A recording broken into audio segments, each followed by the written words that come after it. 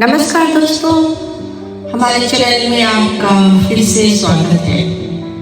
पिछले एपिसोड में आपने सुना तब ब्रह्मा जी ने पंच तत्वों जैसे जल, अग्नि, पृथ्वी, आकाश और वायु भिन्न भिन्न देवताओं के माध्यम से एकत्रित किए तथा शक्ति की सहायता से पशु जगत का निर्माण किया और उसमें शुदा व तृष्णा जैसी अनुभूति डाली। अब आज के एपिसोड में आगे सुनिए। क्योंकि धरती पर पानी की मात्रा अधिक है, इसलिए उन्होंने कुछ जलचर बनाए जो अपनी शिखा मिटाने के लिए समुद्री वनस्पति को ग्रहण करने लगे।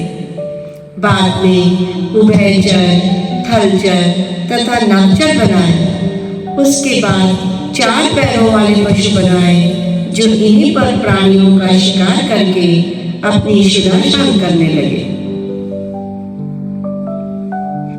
ब्रह्मा जी एक के बाद एक जीव बनाते चले गए। एक जीव के भोजन हेतु दूसरा और उस जीव के भोजन के लिए दूसरा जीव। इस तरह धरती पर बहुत सारे जीव जंतु, कीड़े मकोड़े उत्पन्न हो गए।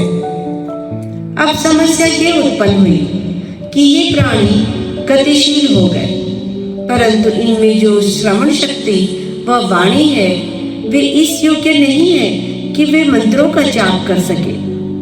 अब क्या करें? समस्या तो वहीं रह गई।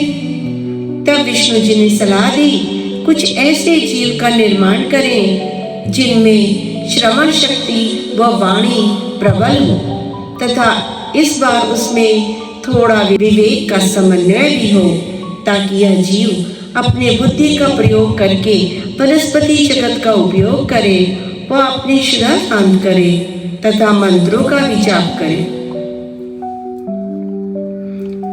ब्रह्मा जी ने कहा, यह काम अकेले नहीं हो सकता। तब गणेश जी को उत्पन्न किया गया तथा उन्हें विवेक बांटने का काम सौंप दिया गया। इसके साथ ही कार्यकारिणी समिति यानी सभी देवताओं को अलग अलग जिम्मेदारियां दे दी गई। उन्होंने मिलकर उपयुक्त प्रकृति तैयार की जो मानव जीवन के लिए आवश्यक थी, जैसे जल और वायु। इसके अलावा मानसून, जलवायु, बादल, वर्षा, ग्रीष्म ऋतु, शीत ऋतु, साथ ही धरती को मनोहर दृश्यों से सजा दिया, जैसे पर्वत, सरोवर, नाना प्रकार के सुगंधित पुष्प। ब्रह्मा जी ने सर्वप्रथम 4 मानस पुत्रों की उत्पत्ति की। 2 पैरों वाले मनुष्य सनत, सनंदन, सनातन और सनत कुमार यानी सनकादि ऋषियों को उत्पन्न किया। गणेश जी ने उन्हें विवेक प्रदान किया, जिसके कारण उन्होंने अपनी कंपनी में काम करने की कोई रुचि नहीं दिखाई। वे मंत्र का जाप करने लगे और वयस्क होकर धरती के जंगलों में जाकर जप तप करने लगे। शिव जी व विष्णु जी बड़े प्रसन्न हुए, परंतु यह क्या, इस तरह तो हमारी इस संस्था में कर्मचारियों की संख्या में वृद्धि ही नहीं होगी। अभी वे लोग इस बात पर विचार कर ही रहे थे, तब तक ब्रह्मा जी ने कई ऋषियों को उत्पन्न कर दिया, जैसे मरीचि, अत्रि, अंगिरा, पुलस्त्य, पुलह, कृतु, भृगु, वशिष्ठ, दक्ष तथा नारद को उत्पन्न कर दिया।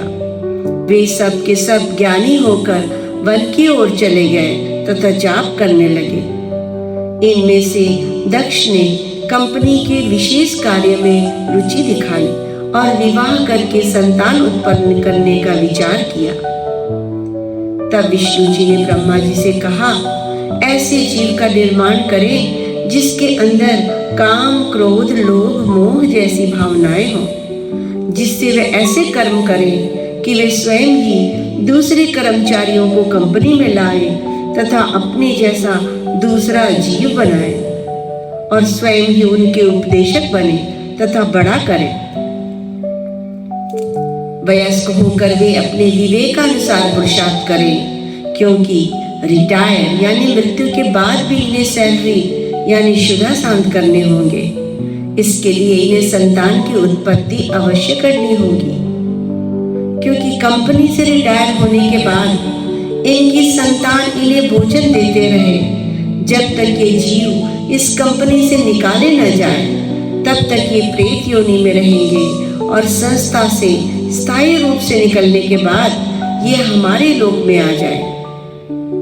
विष्णु जी ने समझाया, इस तरह कर्मचारियों की संख्या बढ़ेगी और वे सब पुरुषार्थ करेंगे। संतानोत्पत्ति के कारण उनमें मोह पैदा होगा। मोह के कारण लोभ तथा क्रोध का प्रादुर्भाव होगा।